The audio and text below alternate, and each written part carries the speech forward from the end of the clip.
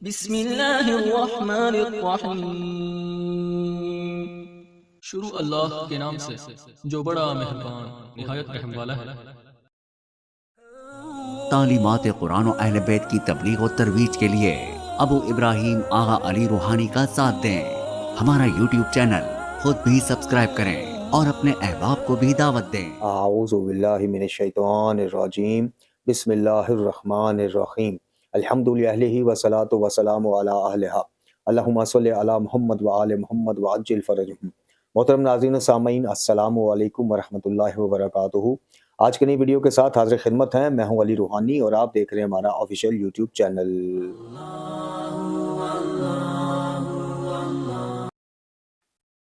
محترم ناظرین و سامعین،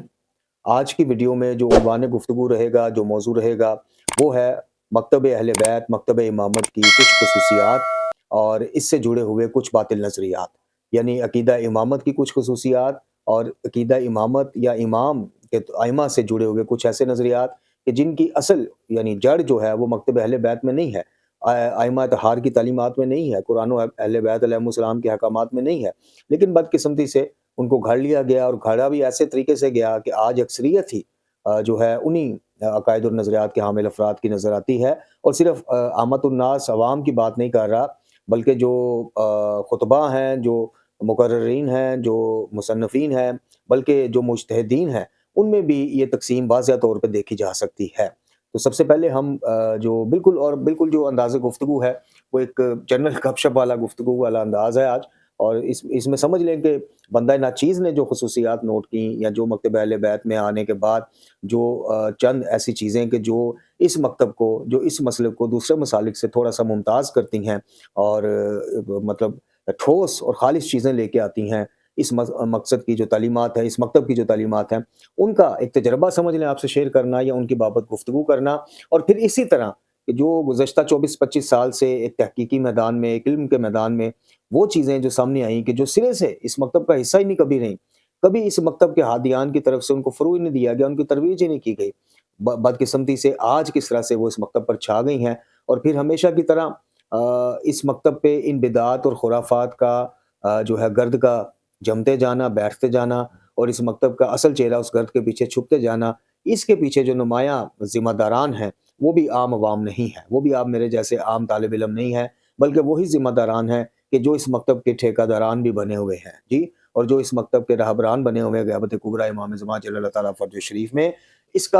سارے کا ذمہ دار جو ہیں وہی لوگ ہیں۔ کوئی عام بندہ ذمہ دار نہیں ہے، عام بندہ اس وقت تک ذمہ دار ہے کہ جب اوپر بیٹھے ہوئے نمائندگان مکتب جو ہیں وہ عام بندے تک اصل اور خالص چیز پہنچائیں،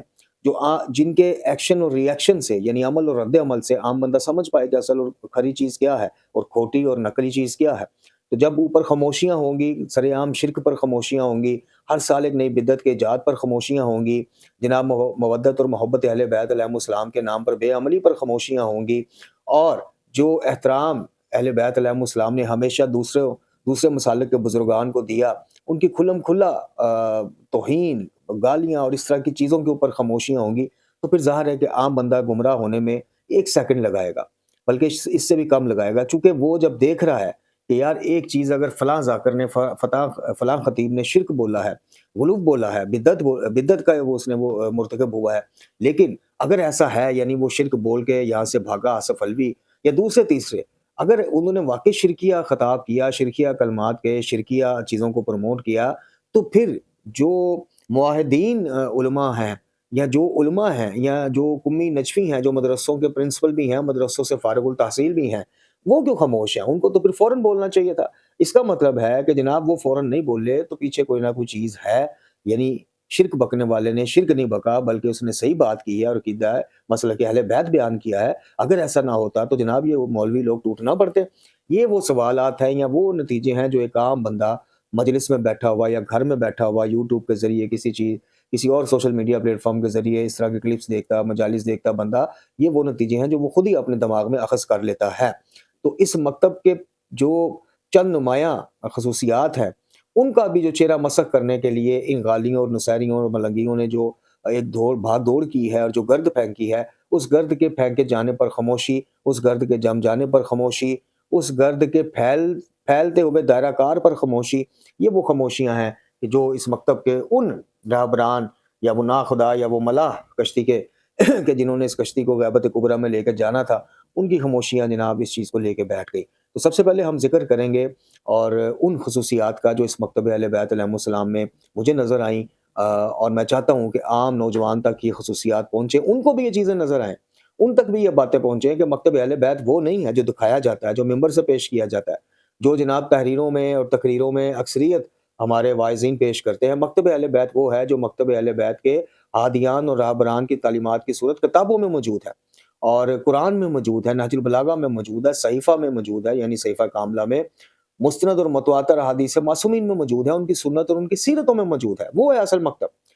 اس مکتب کو اصل مت سمجھیے گا جو شہر عربی جس کا نمائندہ بنا ہوا ہے، یہ وہ مکتب نہیں ہے جس کا نمائندہ حسن اللہ یاری جیسا ایجنٹ بنا ہوا ہے، یہ وہ مکتب اہل بیت خالص مکتب نہیں ہے کہ جس کو پیش کرتا ہے علی رضا رضوی جیسا کہانی باز، ٹلے باز، یہ وہ مکتب نہیں ہے جس کو ضمیر اختر نقوی جیسا پیش کر کے گیا ہے یا تونسوی جیسے پیش کر کے گئے ہیں ناصر ملتانی۔ نہ، اس کو اگر آپ اصل اور خالص مکتب سمجھ رہے ہیں تو آپ بہت بڑی خام خیالی میں ہیں، کیونکہ جیسے ہی آپ ان کی زبانی یعنی جو یہ مکتب پیش کرتے ہیں، شہنشاہ صاحب پیش کرتے ہیں، جیسے میں نے باقی نام لیے، یہ پیش کرتے ہیں، یاری جیسا آج کل جس کا جھوٹا مدافع بنا ہوا ہے جس مکتب کا، وہ مکتب اہل بیت ہے ہی نہیں، کیونکہ جب آپ 20 30 40 سال ان جیسوں سے یہ مکتب سنتے ہیں اور پھر یک مشت آپ کا پالا پڑتا ہے قرآن سے، نہج البلاغہ سے، صحیفہ کاملہ سے، دیگر مستند احادیث معصومین علیہم السلام سے، تو بالکل آپ جناب آپ اس سچائی کو ہضم کرنے کو تیار ہی نہیں ہوتے، چونکہ آپ کے پیچھے ذہن سازی اور تربیت ایسی ہوئی ہوتی ہے 20 25 30 سال کہ آپ کہتے ہیں کہ نہیں یار، اتنے سالوں سے ہم سن رہے ہیں، کبھی غلط ہوتا ہے تو کبھی حافظ ریاض نجفی صاحب کا بیان آتا ہے کہ آصف الوی مشرک ہے، کبھی ساجد علی نقوی صاحب قائد ملت جعفریہ وہ بیان دیتے ہیں کہ جناب یہ مشرک ہے بگوڑا، یہ سر عام شرک بک کے گیا ہے کہ جناب آدم کا خالق اللہ نہیں علی ہے معاذ اللہ۔ جناب کبھی تو بیان آتا ہے جناب کو جامعۃ الکوثر سے، جناب یہ جو شیخ محسن نجفی صاحب ہیں، صاحب تفسیر بھی ہیں، ان کا تو کبھی بیان آتا ہے کہ شہنشاہ نقوی صاحب صوفیوں سے مانگنے کی بات کرتے ہیں، غلط کرتے ہیں، تو جب یہ خاموش ہیں تو اس کا مطلب یہ ٹھیک کرتے ہیں جو کرتے ہیں۔ اب ایک عام بندے کو پتہ ہی نہیں ہے کہ پیچھے کتابوں میں جو مسلک ہے، جو خالص مسلک ہے، وہ کیا ہے جی۔ تو یہ ہلکی پھلکی اس چینل کے ذریعے کوشش کرتے رہتے ہیں اپنی استطاعت کے مطابق، اپنی جتنی بھی ہمت اور طاقت اللہ رب العزت نے دی ہے اس کے مطابق مخالفتیں سہ کے اور دھمکیاں سہ کے، اور ابھی ریسنٹلی آپ لوگوں نے سوشل میڈیا پہ پوسٹ بھی پڑھی ہو کہ جو ملنگوں نے ایک بدتمیزانہ ایک ہلڑ بازی کا اہتمام کیا جناب ایک جگہ پہ ادھر لاہور میں، اور کس طرح سے وہ سارا بہرحال تو یہ سارا کچھ سہ کے برداشت کر کے، نامساعد حالات ہوں یا جیسے بھی حالات ہوں، ہم الحمدللہ کوشش میں لگے ہوئے ہیں کہ جناب یہ وہ صدقہ جاری ہے کہ جو ہمیں قیامت تک انشاءاللہ جو بھی اس سے مستفید ہوتا رہے گا، ہماری دنیا اور آخرت کے معاملات میں آسانیوں کا باعث بنتا رہے گا۔ تو سب سے پہلے مسلک اہل بیت کی جو سب سے نمایاں خصوصیت ہے، جو نمایاں امتیاز ہے، وہی موضوع ہے جو قرآن کا موضوع ہے، یعنی موضوع توحید۔ اس مکتب اہل بیت علیہم السلام میں جس طرح کی نکھری ہوئی اور بالکل آپ کو ایک ننگی توحید ملتی ہے، خالص توحید ملتی ہے، وہ کسی اور مکتب میں آپ کو نہیں ملتی۔ یہ صرف دعویٰ نہیں ہے، اس کے دلائل میں الحمدللہ ہمارے پاس بعد از قرآن نہج البلاغہ کے خطبات ہیں، نہج البلاغہ کے اقوال ہیں، ہمارے پاس صحیفہ کاملہ کی 57 56 57 دعائیں ہیں جو ایک دعا توحید ہی پیش کر رہی ہے۔ ہمارے پاس دعائے کمیل ہے، اسی طرح ہمارے پاس دعائے جوشن کبیر ہے، اسی طرح دعائے عرفہ ہے، اور اسی طرح دیگر احادیث اور روایات معصومین علیہم السلام ہے کہ جو اس بات پر الحمدللہ دلالت کریں گی کہ جناب اس مکتب جیسی توحید، خالص توحید تو الحمدللہ سارے مکتب میں ہے، اس کو رنگ اپنا اپنا سب نے دیا ہوا ہے، طویلات الگ الگ ہیں، لیکن جو خالص توحید، ہاں یہ ہے کہ یہ جو مکتب ہم پیش کرنے جا رہے ہیں، یعنی مکتب اہل بیت کی خصوصیات، فی زمانہ جو رائج مکتب ہے یا نمائندگان مکتب ہے جس کے اوپر میں نے ابتدائیہ میں گفتگو کی، اس مکتب کو اس سے کمپیئر نہ کیا جائے کہ جناب علی روحانی صاحب تو فرما رہے ہیں کہ اس مکتب جیسی توحید کسی کے پاس ہے نہیں، تو پھر یہ کیا ہے، یہ جملہ یا علی مدد کیا ہے، یہ جناب ذوالجناح کی شبیہ سے منتے مراد ہے۔ بھائی یہ میں نے پہلے عرض آپ کو کیا کہ یہ وہ مکتب ہے ہی نہیں ہے جو مکتب اہل بیت ہے، یہ مکتب ضروریات اور جناب طویلات کا اور سمجھوتوں کا کمپرومائز کرنے والا مکتب ہے، جو اللہ یاری دے رہا ہے، جو شہریار رضا عابدی دے رہا ہے، جو شہنشاہ نقوی، عقیل غروی اور یہ سارے دے رہے ہیں، چونکہ اس کے پیچھے بہت زیادہ لاجکس ہیں، تو ہم جو مکتب آپ کو پیش کر رہے ہیں، اس کو آپ اس کی تصدیق اگر آپ چاہیں تو آپ قرآن سے، نہج البلاغہ سے، صحیفہ کاملہ سے، دیگر مستند اور متواتر احادیث معصومین علیہم السلام سے اور مسلمات مذہب شیعہ سے اس کی تصدیق آپ کر سکتے ہیں اور ہم کروا سکتے ہیں الحمدللہ۔ ایک ایک لفظ کا میں ذمہ دار ہوں، جو لفظ میں یہاں پہ عقائد کے بابت بولتا ہوں ان کا میں ذمہ دار ہوں، وہ کسی بھی پلیٹ فارم پہ وہ کرنا پڑے، ہم اس سے نہیں گھبراتے۔ ہاں اب علمی بات کا علمی جواب دینے کی بجائے ذاتی حملے آ جائیں تو پھر ظاہر ہے کہ وہ اس میں ٹائم ویسٹ کرنا جو ہے حماقت ہے۔ تو سب سے پہلی جو خصوصیت اس مکتب کی وہ توحید ہے، کہ جیسی توحید قرآن نے پیش کی ویسی توحید اس مکتب کے راہبران نے پیش کی، اور صرف زبانی پیش نہیں کی، عملی طور پر اس کا نمونہ دیا۔ مکتب اہل بیت علیہ السلام میں کوئی گنجائش نہیں ہے اللہ رب العزت کے علاوہ کسی کو عطا کرنے والا سمجھنے کی، اللہ رب العزت کے علاوہ کسی کو حاجت روا سمجھنے کی، اللہ رب العزت کے علاوہ کسی کو جناب دینے والا، رزق، روزی روٹی، صحت، زندگی، موت دینے والا سمجھنے کی بالکل گنجائش نہیں ہے۔ اور اس کے ثبوت میں جیسے میں نے کہا کہ آیات قرآنیہ کے بعد آپ آ جائیے نہج البلاغہ، اور نہج البلاغہ میں بھی صرف آپ مکتوب نمبر 31 وصیت نامہ امیر المومنین پڑھ لیں، ترجمہ اس کا پڑھیں، بار بار پڑھیں۔ خود اس مکتب جن سے یہ مکتب منسوب ہے، یعنی جناب امیر المومنین علی بن ابی طالب علیہ الصلوۃ والسلام، یعنی شیعان علی جن کے نام سے ہم منسوب ہیں، خود وہ فرما رہے ہیں، جس کا خلاصہ یہ ہے، اور باقاعدہ نام لے کے مرادوں کا نام لیا گیا کہ مرادیں دینے والی ذات صرف اسی کی ہے، مدد دینے والی ذات صرف اسی کی ہے، جناب شفاعت کی اجازت دینے والی ذات صرف اسی کی ہے۔ تو مکتب اہل بیت علیہ السلام میں وہ آپ کو توحید بالکل ویسی نظر آئے گی، خالص، جیسی قرآن کے ذریعے آقا کریم صلی اللہ علیہ وسلم تک اللہ پاک نے پہنچائی، اور پھر آقا کریم نے اس کو قیامت تک آنے والے مسلمانوں کے لیے، مومنین کے لیے پہنچایا۔ تو سب سے پہلا جو نمایاں مقام ہے یا نمایاں خصوصیت ہے وہ توحید کی ہے۔ اس کے بعد آقا کریم محمد رسول اللہ صلی اللہ علیہ وسلم خاتم الانبیاء، ان کے حوالے سے جو مکتب اہل بیت علیہ السلام کی خالص تعلیمات میں جو سرکار مصطفیٰ پاک صلی اللہ علیہ وسلم کا سیرت اور کردار اور آپ کا اخلاق اور آپ کی تعلیمات کا ایک مجموعہ ملتا ہے، خوبصورت سنتوں کا جو مجموعہ ملتا ہے، یقین کیجئے اس کی نشر و اشاعت کم ہوتی ہے، ایسا مجموعہ آپ کو کسی اور مسلک میں نہیں ملے گا، خالص مجموعہ۔ یعنی آقا کریم صلی اللہ علیہ وسلم کو اللہ رب العزت کے بعد کسی کی شان کو خاتم الانبیاء سرکار صلی اللہ علیہ وسلم کی شان سے بلند اس مکتب میں نہیں سمجھا جاتا۔ اس مکتب کی خصوصیات میں یہ بھی ہے کہ نبی اکرم صلی اللہ علیہ وسلم کو ہر قسم کے ہذیان سے اور اس قسم کی چیزوں سے ہم جناب بری مانتے ہیں۔ ہم جو ہے نبی خدا صلی اللہ علیہ وسلم سے زیادہ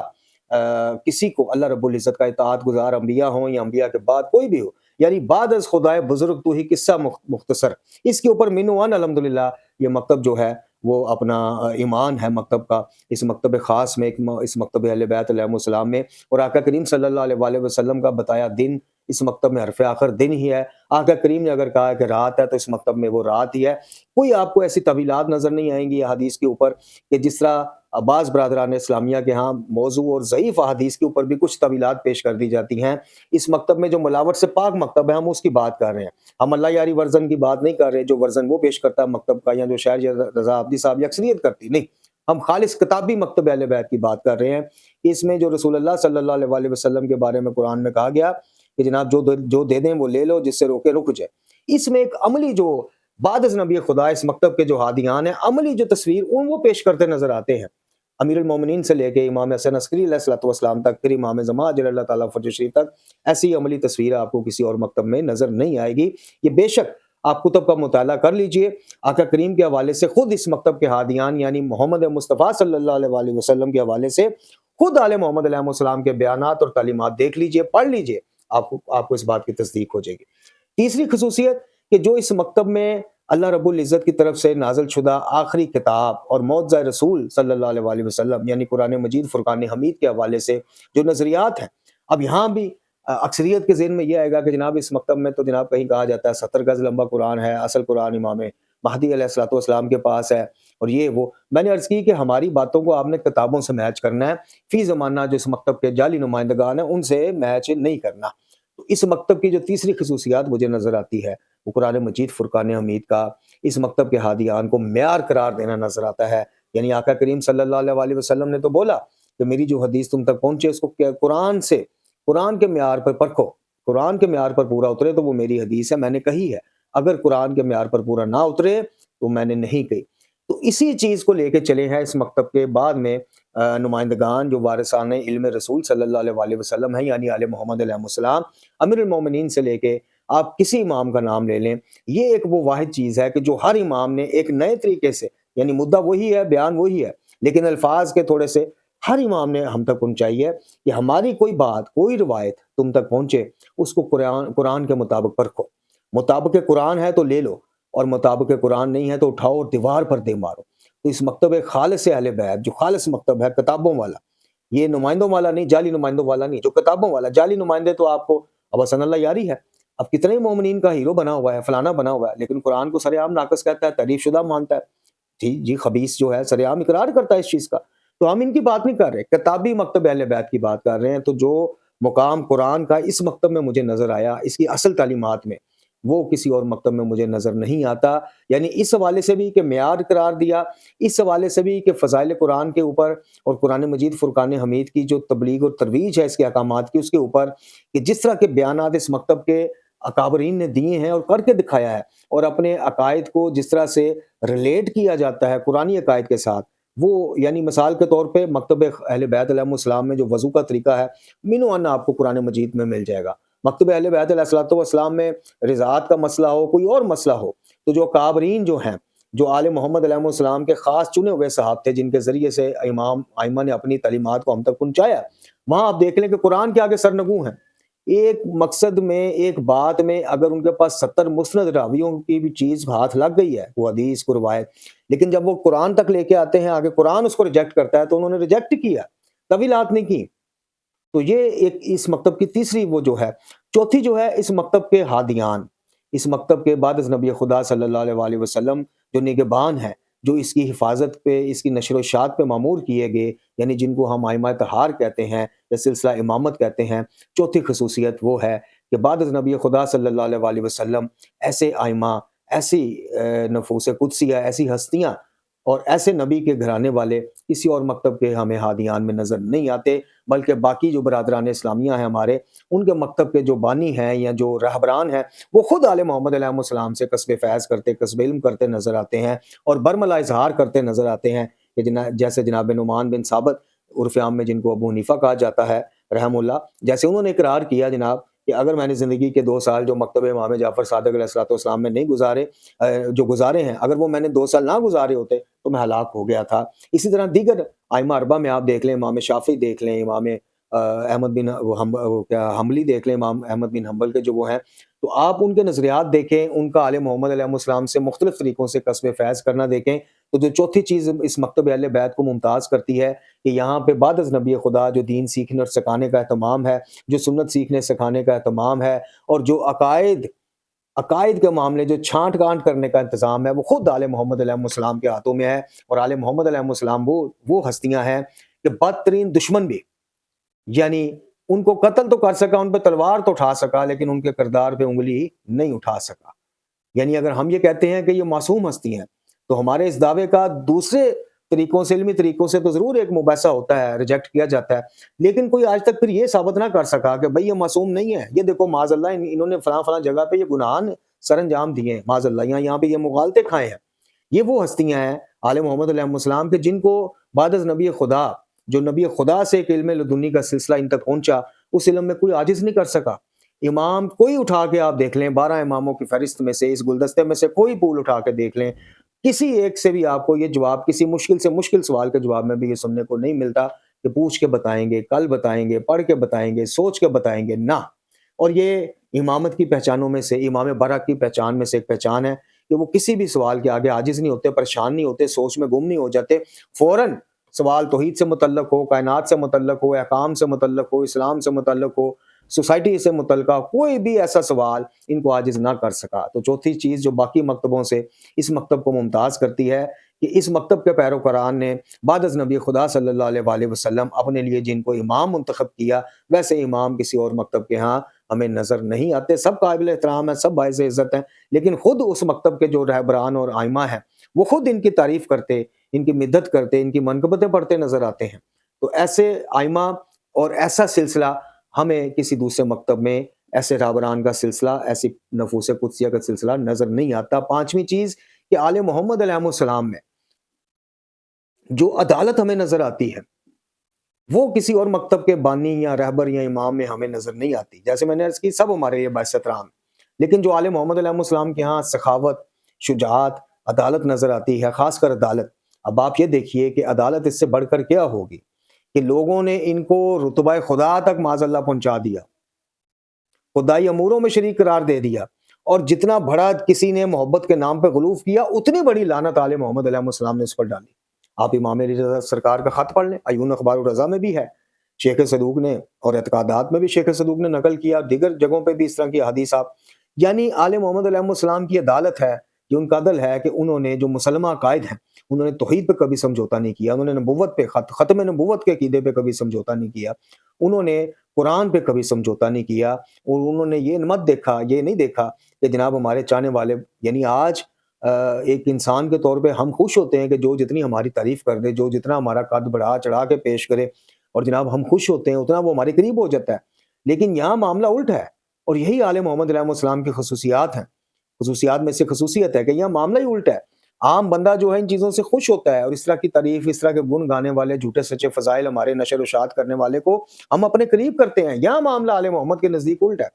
یہاں جتنا بڑا کوئی جھوٹ ان سے منسوب کرتا ہے فضائل کے نام پہ اتنا وہ اس کو اپنے سے دور کرتے ہیں، اور یہی وجہ ہے کہ دور کرتے کرتے جب آل محمد علیہ السلام کی عدالت میں مقدمہ غلو پیش ہوتا ہے تو پھر آپ غالیوں کے حوالے سے مکمل سوشل بائیکاٹ کا حکم بھی دیتے ہیں، ان پہ لان بھی کرتے ہیں، نفرین بھی کرتے ہیں، اور ان کو یہود و نصارہ اور مجوسیوں سے بڑا کافر قرار دیتے ہیں اور بڑا نجس قرار دیتے ہیں۔ تو یہ جو عدالت ملتی ہے نا، یہ آپ کو کہیں اور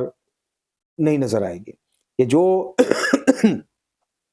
اسلام کی نشر و اشاعت میں ان کے علم کے حساب سے آپ ان کے مناظرے پڑھ لیں، مختلف اموی جو حکمران تھے ان کے درباروں میں بھی، پھر عباسی خلفاء کے دور میں بھی ان کے ملحدین کے ساتھ، ان کے غیر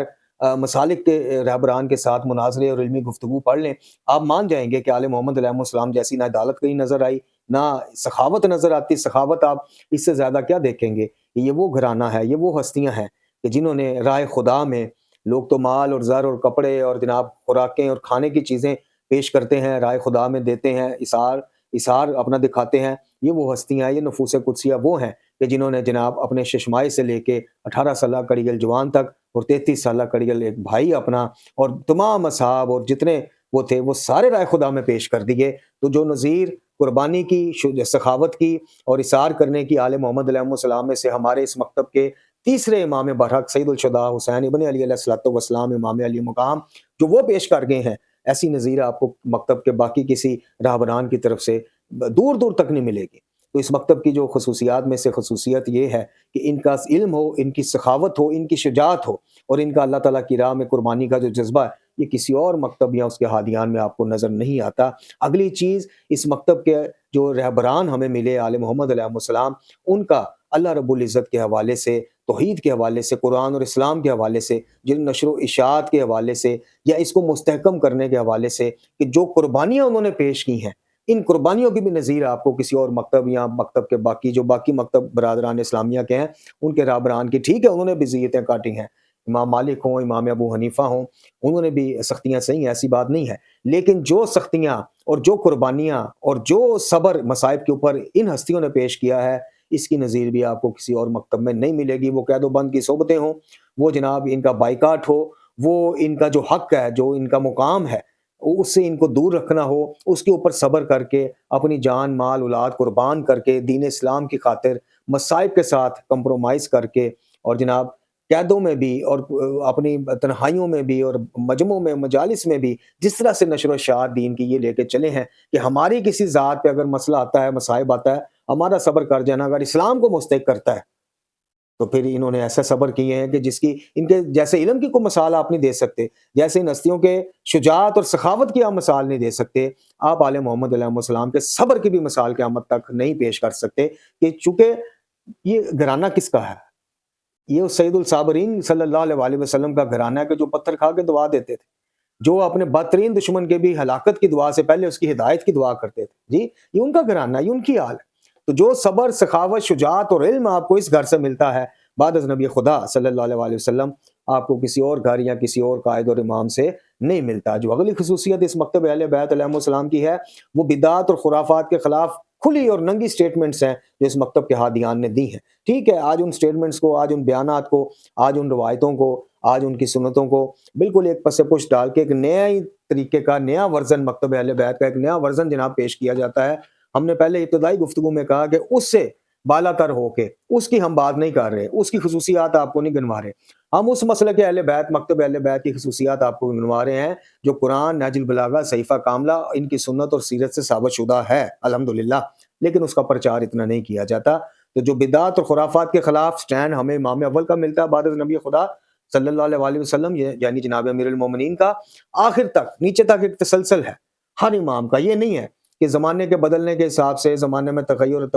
تبدیلی کے حوالے سے ائمہ کا مختلف، یعنی پہلے امام کچھ اور کہہ گئے، بعد میں کچھ اور کہہ گئے، آپ کو ایک تسلسل ملے گا۔ آپ کو یہ نہیں ملے گا کہ جناب نماز ہاتھ کھول کے پڑھنی ہے تو نماز ہاتھ کھول کے، ہاتھ رکھنے کہاں پہ ہیں جناب، ران کے اوپر رکھنے ہیں، سائڈوں، ایک جیسا طریقہ آپ کو ملے گا، کوئی اس میں آپ کو جس طرح باقی مکاتب جو ہمارے بھائی ہیں، ایسی بات نہیں ہے، سب وہ جناب باعث عزت ہیں، مسلمان ہیں الحمدللہ، لیکن آپ کو تھوڑے تھوڑے ڈفرینسز ملتے ہیں ہر امام کے اس میں۔ لیکن اس مکتب میں آپ کو وضو ہو، نماز ہو، روزہ افطار کا مسئلہ ہو، باقی مسائل فقہی ہوں، اکثریت جو ہے آپ کو پہلے امام سے آخر تک، ہاں روایات میں کچھ، وہ بھی نماز اور ان چیزوں سے ہٹ کے روایات میں کچھ وہ ہوتا رہتا ہے کہ کچھ غالیان بیچ میں گھس گئے، کسی نے کوئی روایت ڈال دی، ان میں وہ ہر مسلک میں ہے، ایک دوسرے سے ٹکراتی روایات۔ کوئی مسلک یہ نہیں کہہ سکتا کہ جناب ہماری کتابیں مینوان بغیر کسی موضوعی یا ضعیف روایات کے جناب وہ موجود ہے، نہیں، ہر مکتب کے اندر یہ سلسلہ ہے، ایک دوسرے سے متضاد روایات بھی ملتی ہیں، بالکل سمجھ نہ آنے والی روایات بھی ملتی ہیں، تو وہ ایک الگ موضوع بحث ہے۔ بہرحال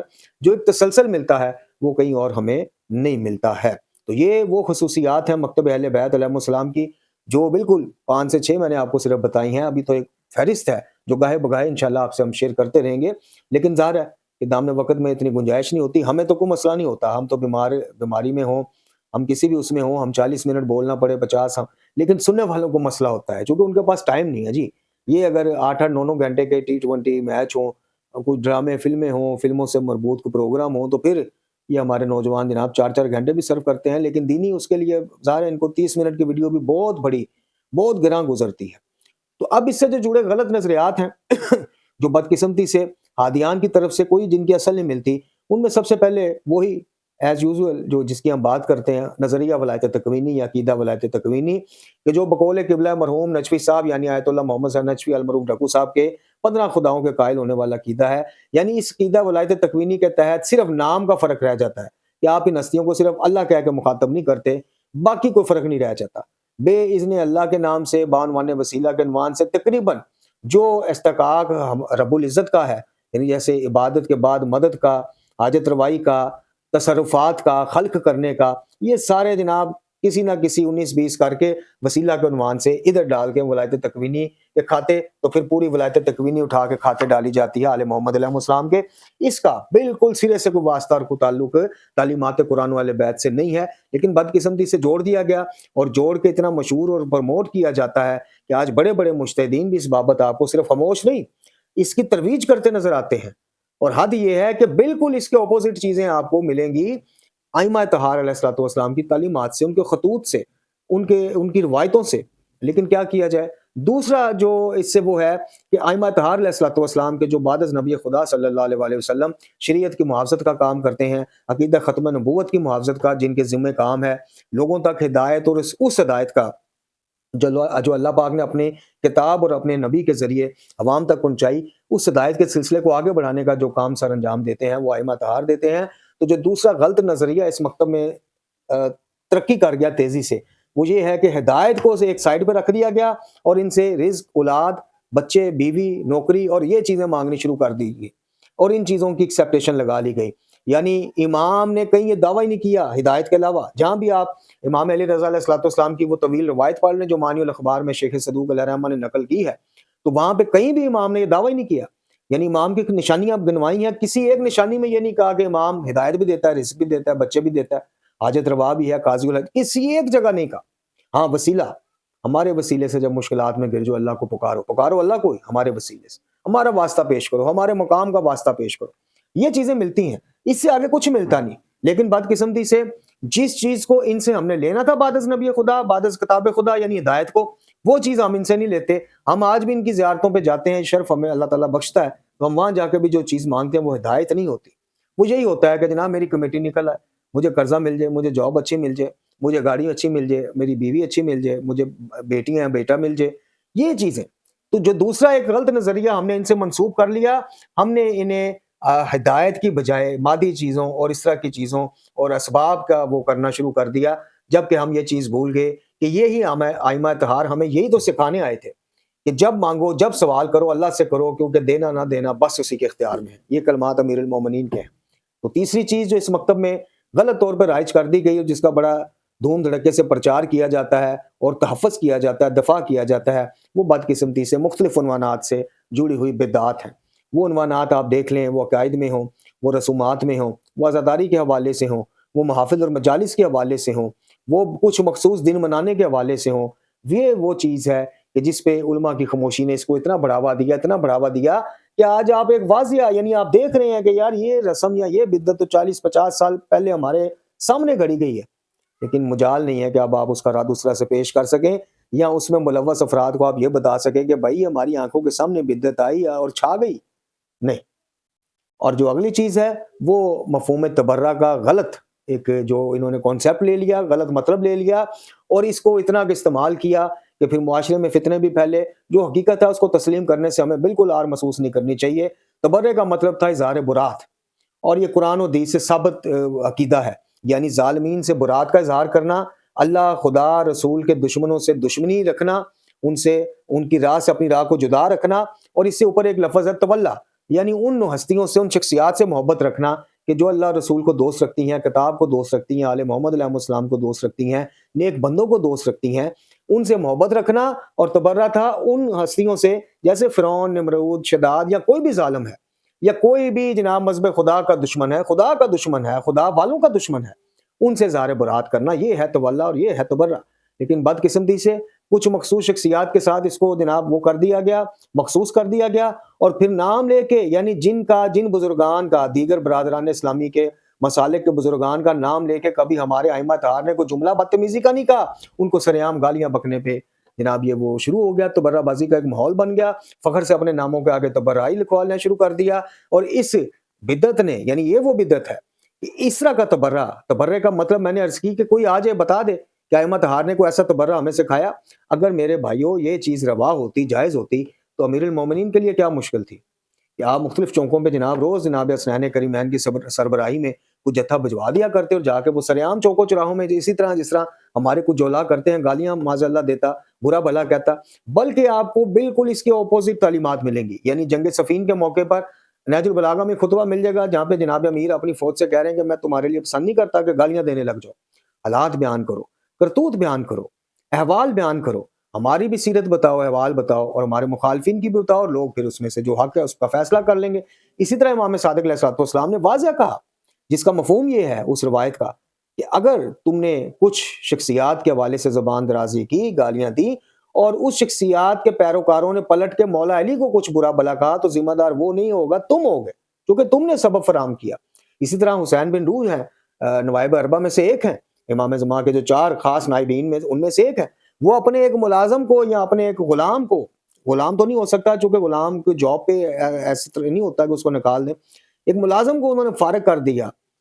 کس وجہ سے کہ وہ چوک پہ اس دکان پر بیٹھ کے سرعام کچھ مقدس جو ہیں ہمارے برادران اسلامیہ کی شخصیات ان کو برا بھلا کہتا تھا۔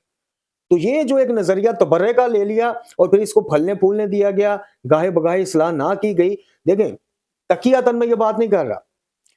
امیر المومنین علی بن ابی طالب علیہ السلام کو بعد از نبی خدا صلی اللہ علیہ وسلم ہم ان امیر المومنین علی بن ابی طالب کے افضلیت کے قائل ہیں، ان کی شانوں کے قائل ہیں، ان کو امام برحق مانتے ہیں، اور ان کے مد مقابل آنے والے کسی کو بھی ہم حق نہیں کہہ سکتے، نہ کہتے ہیں۔ یہ تقیہ کی بات نہیں ہے جو میں تبرے کے عنوان سے کہا، یہ حق کی بات ہے کہ تبرے کا یہ مقصد تھا ہی نہیں۔ تبرہ تو ایک عقیدہ ہے، خوبصورت عقیدہ، کہ ہم ہر اس بندے سے، ہر اس راہ سے، ہر اس چیز سے لا تلقی کا اعلان کرتے ہیں جو مخالفت اللہ رسول کی ہمیں سکھائے یا جو ظالمین ہوں۔ اس کا یہ مطلب نہیں تھا کہ برادران اسلامی کے کچھ شخصیات سے اس کو مخصوص کر دیا جائے اور پھر اتنی بھی حیا نہ کی جائے کہ جناب وہ کسی کی آئیڈیل ہیں، وہ کسی کے مقدسات ہیں، بزرگان ہیں، دل آزاری کا ہم باعث بنتے ہیں، تو فرقے کا باعث بنتے ہیں۔ تو یہ وہ 3 سے 4 چیزیں ہیں جن کو ابھی میں روک رہا ہوں چونکہ ویڈیو کی لینتھ لمبی ہو رہی ہے۔ جس طرح خصوصیات کی بابت میں نے کچھ چیزیں بتائیں، کچھ انشاءاللہ پھر سے اسی طرح یہ جو نظریات ہم نے باطل اپنا لیے ہیں اور مطلب کچھ اور ہے، دے کچھ اور دیا ہے، اس کے اوپر بھی انشاءاللہ ہم اگلے آنے والی کسی ویڈیو میں آپ کی خدمت میں کچھ گزارشات پیش کریں گے۔ میرے عزیزو، آخر میں صرف یہی کہوں گا، پھر یہی کہوں گا، نام لے کے کہوں گا کہ یہ جو 5-10 آج کل سوشل میڈیا پہ آپ کو وائرل شکلیں بوتھیاں نظر آتی ہیں، ان سے مکتب اہل بیت کو نہ لے لیجئے گا، نہ پہچان لیجئے گا، نہ ان کا پیش کیا مکتب خالص مکتب سمجھ لیجئے گا۔ میں آپ کو ایک چھوٹی سی مثال دے کے آپ سے اجازت چاہتا ہوں۔ کبھی آپ نے علامہ شہریار رضا عابدی کو کبھی دیکھا ہو؟ کبھی؟ وہ جواد نقوی صاحب پہ تو چڑھ دوڑتے ہیں، ٹھیک ہے جی، دوڑو، آپ کا علمی اختلاف ہے۔ کبھی آپ نے دیکھا ہے کہ غلو اور شرک بکنے والوں پہ بھی اس طرح یہ بندہ چڑھ کے دوڑا ہو؟ کبھی اس کی ایک ویڈیو دکھائیے گا جو اس نے آصف الوی کی اس نے مذمت کیا کرنی ہے، اس کے ساتھ تو لائیو ٹرانسمیشن ہے، یہ کرتا رہا بیٹھ کے، وہ موجود ہے اس کے چینل پہ۔ تو میرے عزیزو، جو توہین خدا پہ جس کی رگ غیرت نہ پھڑکے، ہم کیسے مان جائیں کہ توہین علی پہ جو اس کی غیرت پھڑکتی وہ سچی غیرت پھڑکتی؟ علی کا اس شخص سے کیا واسطہ کہ جس کو اللہ سورہ بقرہ میں تو، یا انشاءاللہ ہمارا آگے درس بھی آ جائے گا اس موضوع پہ، سورہ بقرہ میں تو اللہ نے بتا دی مومن کی نشانی۔ ہم تو بنے پھرتے نا مومن، جملہ علی مدد سلام کے بعد لگا لیا تھے مومن، کڑے بالیاں پہن لی تھے مومن، کوئی چھری چاقو کا استعمال کر لیا تھے مومن۔ بھائی سورہ بقرہ کے مطابق مومن وہ ہے کہ جو سب سے زیادہ محبت ہی اللہ سے کرتا۔ یہ سورہ مبارکہ بقرہ کی آیت ہے کہ شدید ہیں اللہ کی محبت میں، وہ ہیں مومن۔ اور اس سے پہلے آیت میں بتایا گیا کہ کچھ لوگ ایسے محبت جو اللہ سے صرف رکھنی چاہیے وہ دوسری شخصیات سے رکھتے ہیں، اپنے پیروں سے رکھتے ہیں، بزرگوں سے رکھتے ہیں۔ تو میرے بھائیوں، ہیں واقف کچھ اور، نظر آتے ہیں کچھ اور۔ سوشل میڈیا پہ پیش کیا گیا چٹکلی باتوں سے اور مرچ مسالے والی باتوں سے پیش کیا گیا یہ مکتب، جو آپ مکتب سمجھ بیٹھتے ہیں، یہ مکتب نہیں۔ مکتب پڑھنا ہے، سمجھنا ہے، آؤ قرآن کی طرف، آؤ نہج البلاغہ کی طرف، آؤ صحیفہ کاملہ کی طرف۔ وآخر دعوانا الحمدللہ رب العالمین۔